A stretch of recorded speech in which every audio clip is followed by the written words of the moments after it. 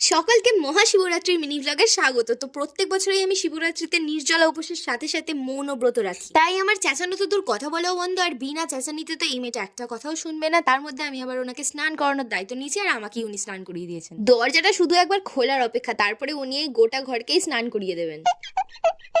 তারপর পুরোপুরি স্নান করে আমি আমার ঘরের ঠাকুরকেও পুজো করে নিলাম। আর আমার গপুকে কত সুন্দর লাগছে না, পুরো রাজা রাজা।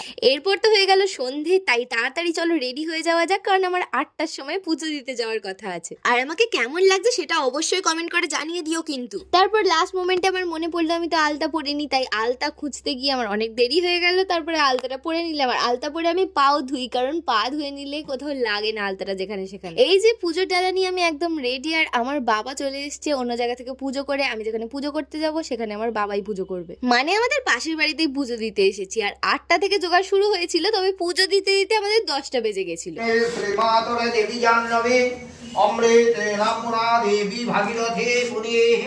আর আমি এতটাই একা মানুষ যে জল ঢালার সময় কাউকে খুঁজে পাইনি যে ভিডিও ধরে দেবে, তাই কোনো ভিডিও নেই। তারপরে আমি পুজো দিয়ে দিলাম, আর এখানে যজ্ঞ হচ্ছে, ওই আর কি, মানে হোম হচ্ছে। তো হোমের টিপও নিয়ে নিয়েছি, তারপরে ফল টল খেয়ে নিলাম, প্রসাদও খেয়ে নিলাম, আর তারপর চলে গেলাম বাড়ি। আজকের ব্লগটা এতটাই ভালো লাগে, একটা লাইক করে দেবে, আর সাবস্ক্রাইব না করে থাকলে তাড়াতাড়ি করে দাও।